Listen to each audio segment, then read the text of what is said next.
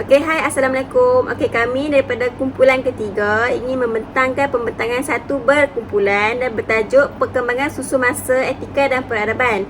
Okey, di sini saya dan ahli kumpulan saya iaitu saya Nurul Azani binti Khairul Azhar, nombor pendaftaran 10 DPM 20F 2029 dan Farah Wahida binti Abdul Rahman, Masita binti Muhammad Faza, ahli Adlin Izfaida binti Abdul Rahim dan Nur Syazwani Alia binti Rusman. Okey, seterusnya saya ingin membentangkan bahagian pra-kolonial. Okey, pra-kolonial ialah zaman negara yang belum dikenali sebagai Malaysia ataupun yang belum dijajah. Kemudian etika telah menjelma dalam tingkah laku serta kehidupan secara formal dan tidak formal. Iaitu disebut iaitu adab, adat resam, adat istiadat. Kemudian pra-kolonial ialah dari segi zaman tradisional. Seterusnya adab pada zaman pra-kolonial. Masyarakat Melayu telah menerapkan adab yang tinggi dalam pada zaman pra-kolonial. Okey, seterusnya masyarakat Melayu juga masih mengekalkan ataupun mengamalkan adab dalam kehidupan seharian sehinggalah kini. Okey, sebagai contoh adab ni, sebagai contoh, anak-anak akan bersalaman dengan ibu bapa sebelum pergi ke sekolah ataupun keluar daripada rumah. Okay, selain itu, masyarakat kini duduk sebangku, tidak kira bangsa ataupun agama serta menghormati antara satu sama lain. Di sini saya telah sertakan gambar, contoh gambar yang anak-anak akan sedang bersalaman dengan ibu bapa untuk keluar dari rumah ataupun pergi ke sekolah. Okey, seterusnya adat resam pada zaman pra-kolonial ialah adat resam ialah adat yang menjadi kebiasaan kepada sesuatu kaum. Okey, adat resam juga merupakan adat yang diwarisi oleh secara turun-temurun oleh nenek moyang bagi mengekalkan tradisi. Okey, antara contohnya ialah masyarakat Melayu terkenal dengan adat perkahwinan iaitu merisik, pertunangan dan bersanding. Okay. Selain itu, terdapat juga adat yang masih dikekalkan sehingga kini ataupun sehingga hari ini, iaitu adat ketika mengandung. Okey, sebagai contoh adat ketika mengandung ialah melenggang perut ataupun melenggang perut. Okey, melenggang perut ini ialah seorang isteri yang telah genap 7 bulan hamil dan bertujuan untuk mengekalkan ataupun meletakkan kedudukan bayi di dalam perut, iaitu bahagian kepala di pintu rahim. Okey, antara contoh ataupun antara bahan-bahan kelengkapan untuk melenggang perut ini ialah antara contoh kelengkapan untuk persediaan melenggang perut ini ialah 7 helai kain berlainan warna, lilin, tertak sirih, minyak kelapa ataupun sebiji kelapa, kemudian 1 gantam beras. Okey, adat istiadat pada zaman pra-kolonial ialah adat istiadat merupakan majlis ataupun upacara rasmi secara formal. Kemudian adat istiadat ini juga telah dilakukan pada zaman pra-kolonial sehingga kini. Antara contohnya ialah adat istiadat ialah pertabalan agung dan pertabalan sultan. Misalnya, pertabalan yang di Pertuan Agong perlu mengikuti peraturan dan protokol yang telah ditetapkan oleh pihak istana. Antara contoh ialah melalui pemakaian. Okey, antara contoh-contoh pemakaian ialah pakaian adat istiadat ialah muskat, tongkolok dan keris pendek diraja. Di sini saya telah sertakan contoh gambar, iaitu gambar tongkolok dan gambar di Pertuan Agong. Sekian, terima kasih. Assalamualaikum warahmatullahi wabarakatuh. Nama saya Masita binti Muhammad Faza, nombor matrik 10 DPM 20F 2064. Hari ini saya ingin membentangkan tajuk kolonial. Apakah itu kolonial? Kolonial adalah zaman di mana negara kita dijajah oleh penjajah. Terdapat 4 negara yang menjajah negara kita, iaitu yang pertama ialah Portugis. Portugis telah datang ke Melaka pada 11 September pada tahun 1909 semasa pemerintahan Sultan Mahmud Shah. Yang kedua ialah Belanda. Belanda datang melakukan rampasan tahta pada tahun 1597. Yang ketiga ialah British. British telah menjajah melalui perjanjian Inggeris dan Belanda pada tahun 1800.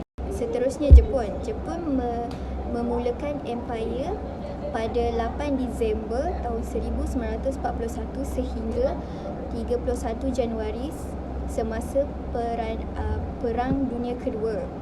Namun, Jepun hanya memerintah pada waktu yang sangat singkat. Kemudian, British menjajah semula tanah Melayu. Terdapat 3 pengenalan kolonial iaitu etika, ethos dan etiket. Etika adalah perkataan Yunani yang bermakna kebiasaan.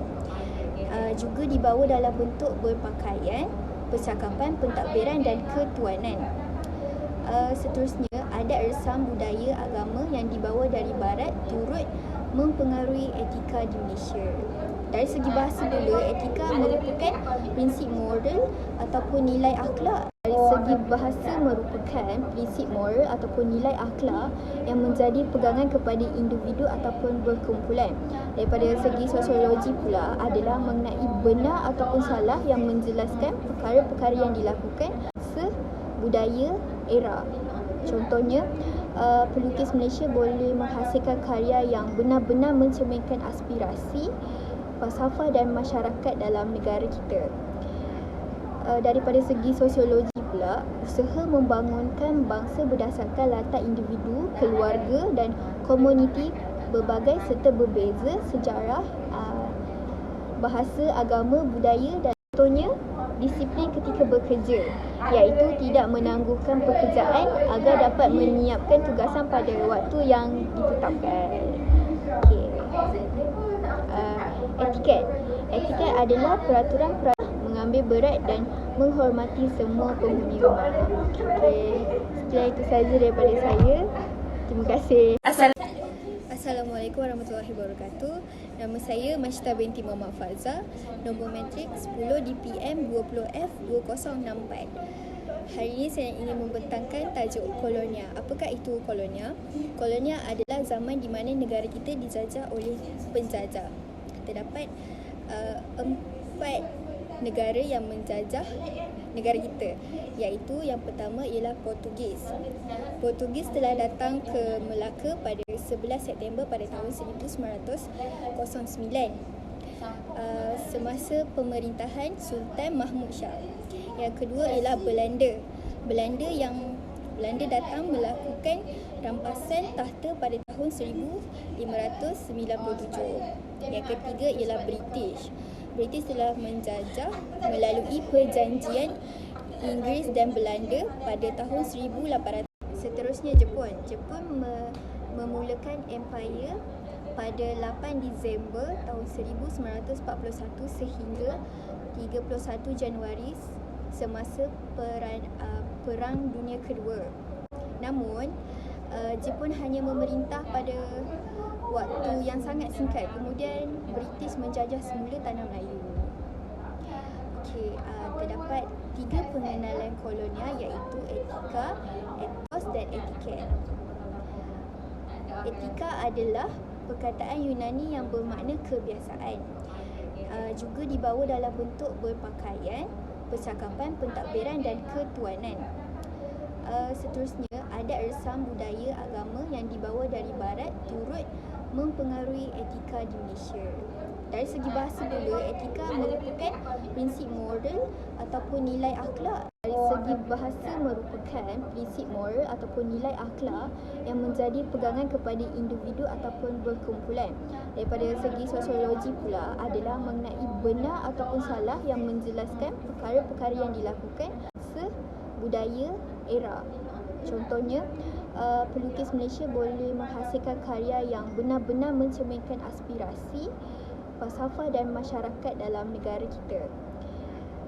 Daripada segi sosiologi pula usaha membangunkan bangsa berdasarkan latar individu, keluarga dan komuniti berbagai serta berbeza sejarah, bahasa, agama, budaya dan contohnya disiplin ketika bekerja, iaitu tidak menangguhkan pekerjaan agar dapat menyiapkan tugasan pada waktu yang ditetapkan. Okey. Etiket. Etiket adalah peraturan mengambil berat dan menghormati semua penghuni rumah. Okey, sekian itu sahaja daripada saya. Terima kasih. Assalamualaikum dan salam sejahtera. Saya Farah Wahidah binti Abdul Rahman. Nombor ID matrik saya 10 DPM 20F 2033. Saya akan sambung pembentangan seterusnya iaitu zaman pasca kolonial. Pasca kolonial ini dikenali sebagai era moden ataupun zaman selepas kolonial ataupun juga dikenali sebagai zaman selepas penjajahan. Dia juga antara proses migrasi yang terakhir dalam wilayah alam Melayu di mana gabungan etika moden daripada zaman pra-kolonial dan zaman kolonial iaitu adab, adat istiadat, adat resam, etika, etos dan etikat yang telah bercampur baur. Makna pasca kolonial ini impak penjajahan yang berlaku terhadap budaya iaitu era penjajahan sehingga ke hari ini. Adat resam iaitu tradisi undang-undang yang tidak tertulis dan diwarisi oleh nenek moyang kita. Adat istiadat pula bentuk peraturan yang diikuti dengan tertib dan cermat, contohnya adat cukur jambul dan adat perkahwinan. Seterusnya, masyarakat kini telah menerima variasi dan pencampuran sama ada bersih adat resam, adat istiadat ataupun adat etika secara langsung ataupun tidak langsung melalui teknologi. Zaman yang serba moden kini telah mempunyai gadget yang paling canggih yang membolehkan masyarakat berkomunikasi dengan mudah. Contohnya, telefon, di mana telefon boleh buat panggilan jarak jauh dan juga bersemuka atas talian. Selain itu juga penghasilan aplikasi boleh memudahkan kita bersembang atau bersemuka, di mana contohnya WhatsApp, Facebook, Instagram, Twitter, Telegram dan lain-lain. Selain itu, penghasilan komputer riba, di mana ia memudahkan pelajar zaman pasca kolonial untuk menyiapkan tugasan sama ada di sekolah, universiti ataupun di tempat kerja. Bukan itu saja, nilai etika yang bercampur bersih bau ini telah wujud dalam persekitaran sama ada dari segi formal ataupun tidak formal dalam kehidupan kita. Misalnya, anak muda telah mencampurkan bahasa Melayu dan bahasa Inggeris yang dikenali sebagai bahasa rojak. Contohnya, this Friday, kita ada kelas etika dan peradaban pada waktu morning. Kesamaan kita adalah budi pekerti, tingkah laku dan budi bahasa kita merosot disebabkan kegagalan kita. Hal ini juga boleh menyebabkan anak muda tidak lagi menghormati golongan yang lebih tua. Contohnya memanggil golongan tua dengan nama saja ataupun meninggikan suara. Seperti, kerja rumah ini bukan kerja adik tapi kerja mak.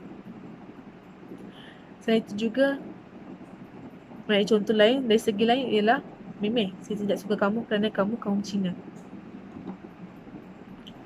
Ini telah menunjukkan perubahan dulu dan kini telah berubah dari satu generasi ke generasi yang lain.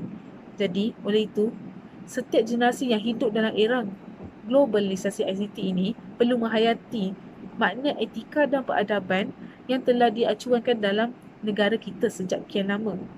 Sebelum saya akhiri dengan pembentangan saya, izinkan saya menamatkan dengan satu rangkap pantun. Dalam menyambut Hari Kebangsaan, pelbagai bangsa raya disatukan. Nilai erti kemerdekaan, bebas daripada pengaruh penjajahan. Sekian, itu saja daripada saya. Terima kasih. Assalamualaikum. Nama saya Nur Syazani Alia binti Rusman. Nombor matrik saya 10 DPM 20F 2051. Dan saya Adrin Izfar Hida binti Abdul Rahim. Nombor matrik 10 DPM 20F 2047. Kami akan membentangkan tajuk mengenai etika dan peradaban pasca milenium. Zaman ini merupakan zaman kemodenan selepas zaman pasca kolonial. Era milenium yang pertama ialah tahun milenium yang pertama ialah dari 1 Januari hingga 31 Disember 1000. Agama Kristian dan Islam masing-masing bangkit untuk berkuasa pada abad keempat dan ketujuh. Yang kedua, Jumlah penduduk dunia sentiasa bertambah dan mencapai 50 juta menjelang 1000 SM. Era ini juga dikatakan agama Yahudi dikatakan muncul.